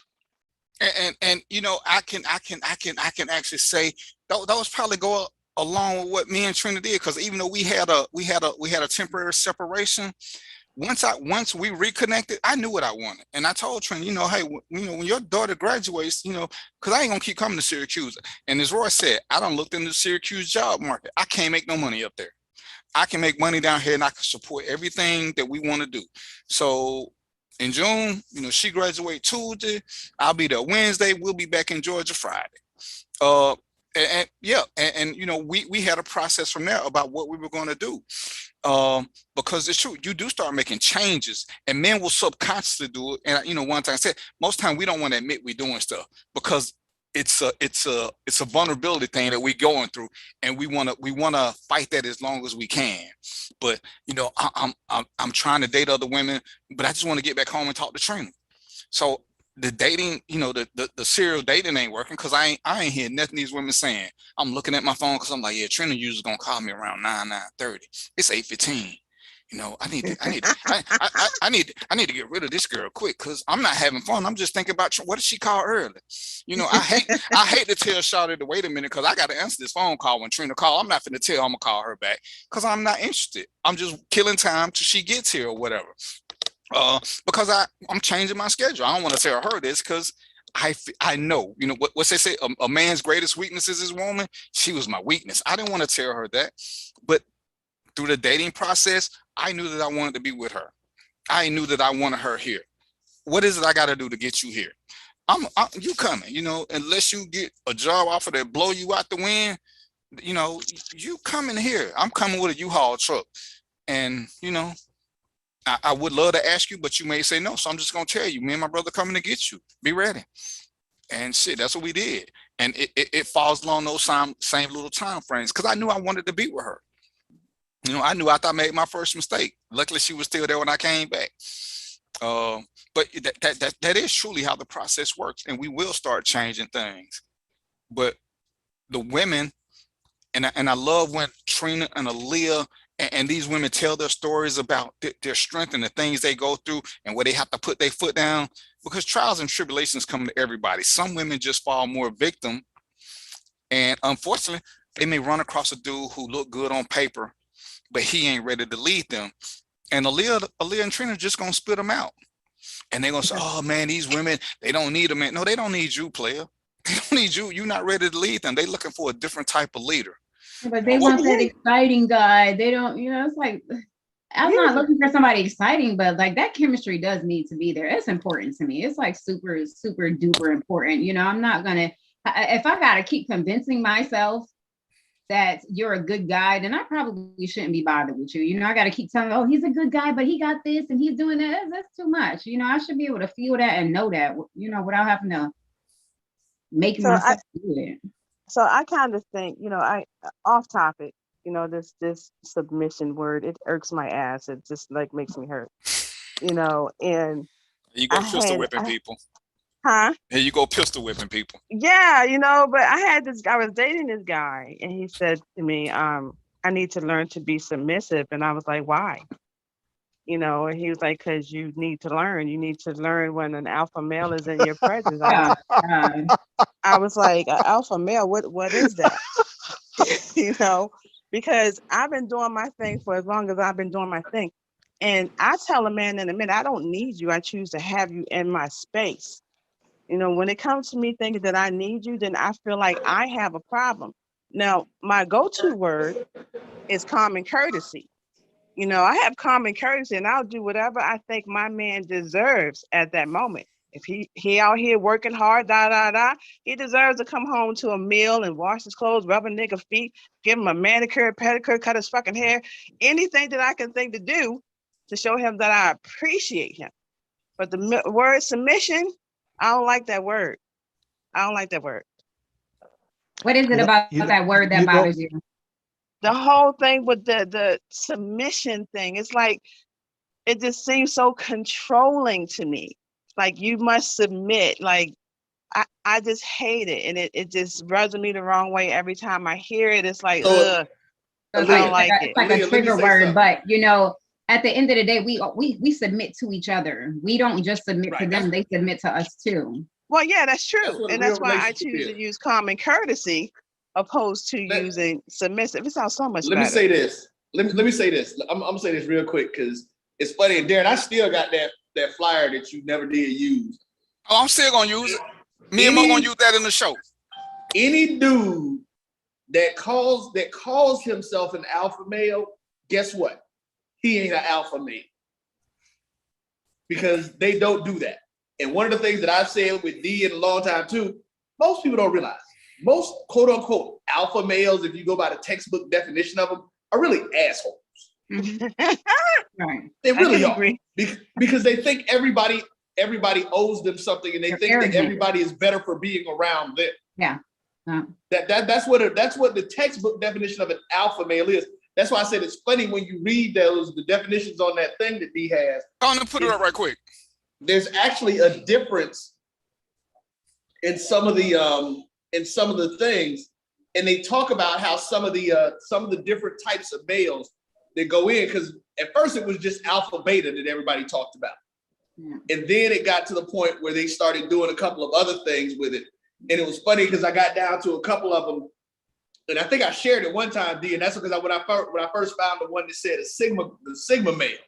That's basically an alpha male who's a loner, who doesn't want to be around a pack of people, or who doesn't necessarily need to be around a pack. He has all the other same attributes and stuff except for that particular thing. And see, even with that alpha thing, you know, some guys really believe that, you know, they're an alpha and they're an alpha and everything they do, everywhere they go. And that's just not true.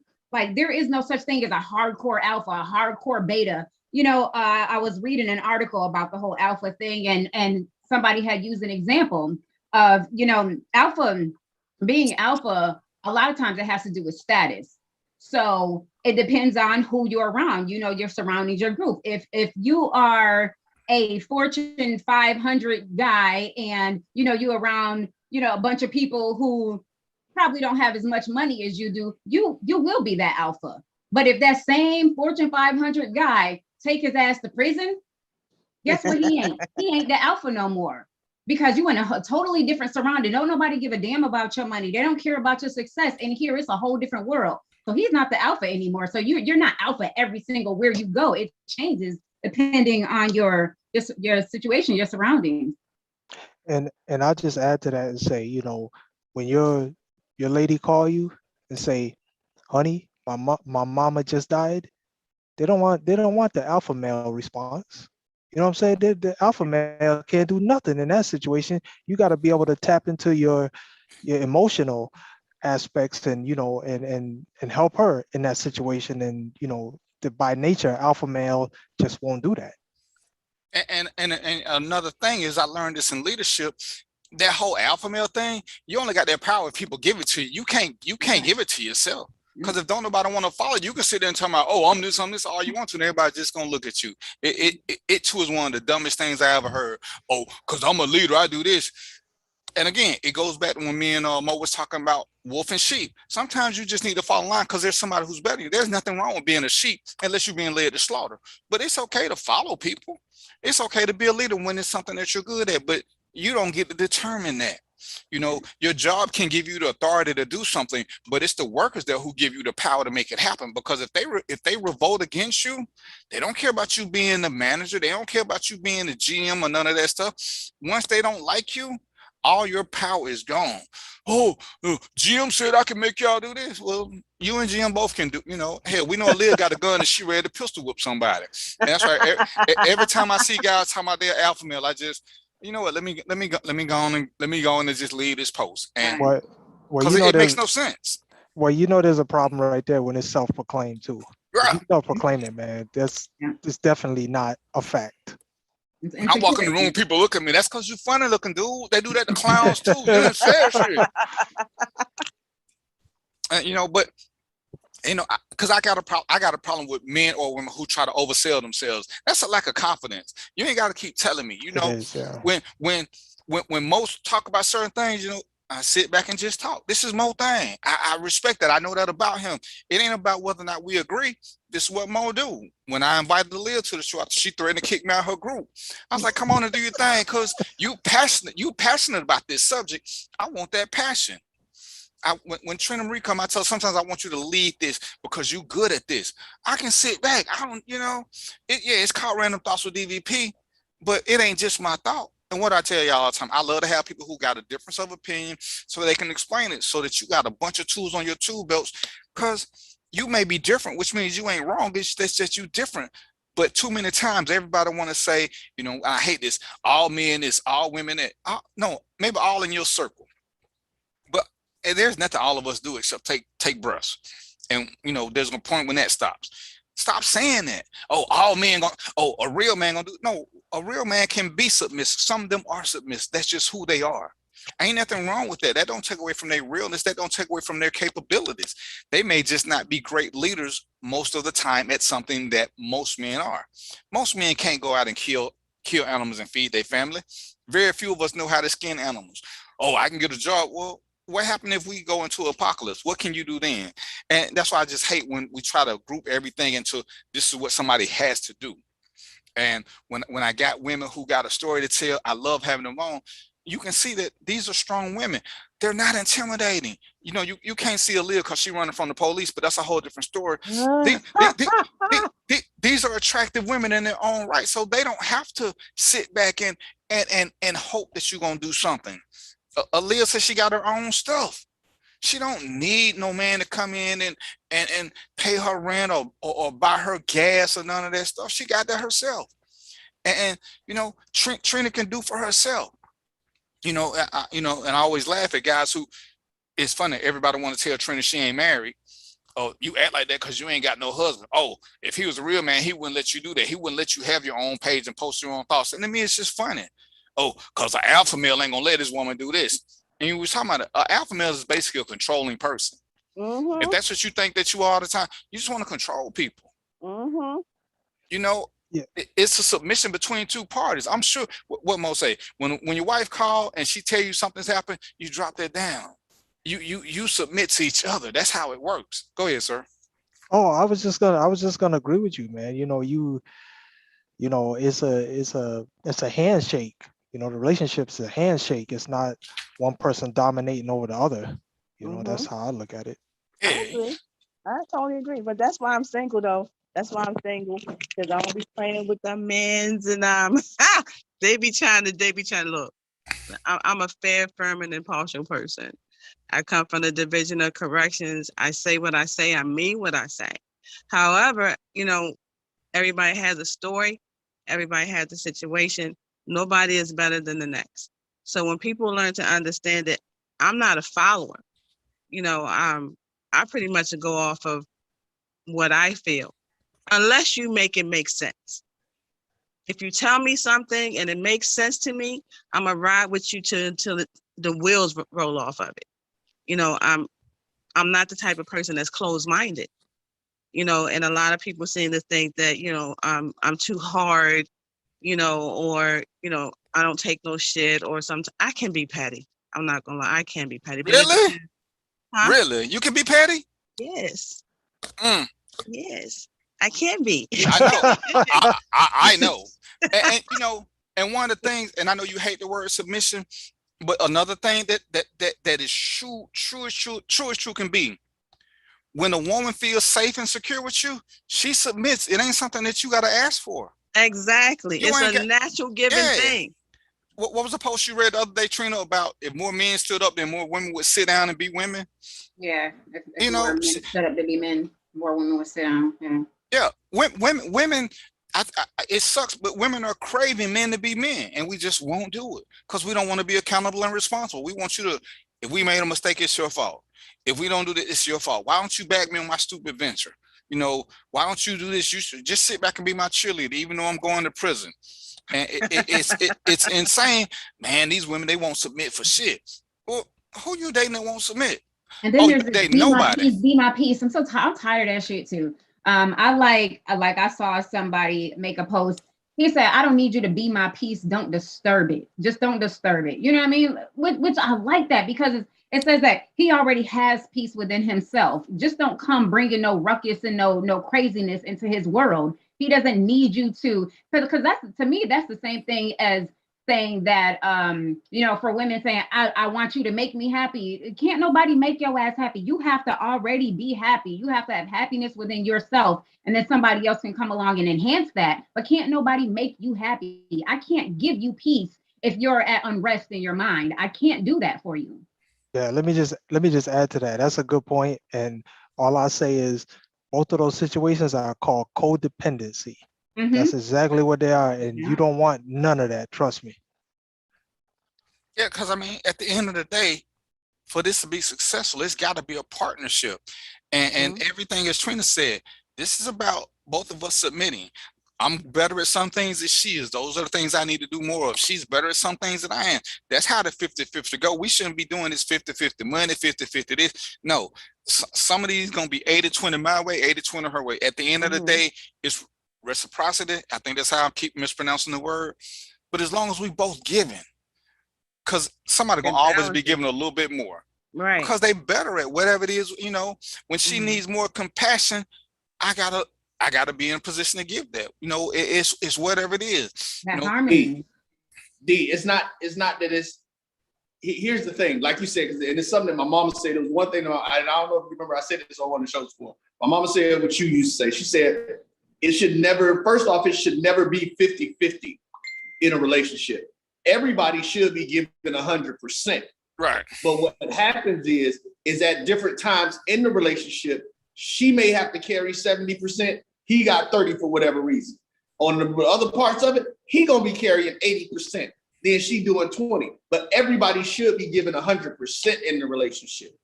That's what the situation has to be, because that's just the ebbs and flows of life. You never know what's gonna happen. You know, just like, and I know the brother ain't here, but we talked, you know, use Omega. We know we use him because he even talked about it. Like you said, didn't nobody expect Omega? Nobody in that house expect Omega to get into an accident and be laid up for 3-4 months and can't do nothing. Life happens. If you got the wrong person in your situation with you, you screwed at that point, because y'all in 5 months and you can't do nothing. And if you didn't know that ahead of time and ain't planning for it, you're in trouble. And so, I'm sorry. Say again, Trina. I keep thinking you finished. I was going to say, even with the 100, you know, everybody should be given 100%. Sometimes you don't got 100% in you. Sometimes you might need to take care of yourself for a minute, so you don't got 100% to give today. You know. See, Trina, hold on. Let me tell you where I understand what you're saying. I'm gonna tell you why I disagree. Because again, you're giving what you have. And just like you said, at that moment, you may not have 100% to give. But as long as you're still giving your all in a situation, and your partner has to be able to recognize when you're lacking or when you're not capable of giving yourself. See, this is the part of relationships that we miss, that we don't take the time to get to. You should study your partner like you studied for class. You should sit back and there should be days, especially as a man, there should be days that you literally do nothing but sit and watch your woman move around and about. That's crazy. That's creepy as hell. Don't do that. Hey, don't do that. You said it's what? That's creepy. It's not creepy, because what that does for me is that gives me You the should do ability to know nothing when but you're just not watch in your your normal watching. state. It gives me the ability to know, wait a minute, I know my baby move better than that when she, in her regular state. I can tell when she's a little off. I can tell when she's not feeling her best. And at that point, I need to be able to step up and be like, okay, you know what, baby, go ahead and sit down. Let me handle this today. It's something that you may do on a regular basis. And I'm sure that Darren, as much as you say that, when I say sit around and watch it, you ain't gonna know we sitting there. It ain't like we watching you like Charles Manson watching it. We paying attention to what we do. And a man has to be able to pay attention and know. I'll tell you, that's one of the things that my ex-wife even talks about it to this day with the kids. As much as she tried to dog me on some other stuff, she told we've had the conversations in the 13 years that we were married. She never had to ask for a Christmas gift or a birthday gift. But every year she got exactly what she wanted. Why? Because I paid attention to what she would be looking at when we were out. She didn't think I was looking, but I'm paying attention. You got to be able to do that and focus in and know what your partner's doing. Just like I'm sure that you can look at D, because again, D is here and he talks about it on a regular basis. When he's in one of his moods. Right. I leave him alone. I leave him alone. Exactly. That's my point. He don't have anything to give to the relationship at that time. So, but you know how to deal with him, right? You know exactly how to deal with his situations because you dealt with him enough and you paid attention. Not always. I really don't. We are way more complex than just making it so black and white. Like, okay, when they're liking, you give this. We are way more complex than that. So there's some days we don't have. It's like you're giving all that you can. Sometimes when he in his thing, I don't want to cater to that shit either because I still got to take care of me. So I'm not giving 100 all that I have to this. He's not giving all that he had, and we just both kind of lacking sometimes. And that's just what it is. That's just the reality of being in a relationship. Sometimes you have to take care of yourself just a little bit more than you take care of everybody else, because if you're not good mentally, then you're no good for nobody else.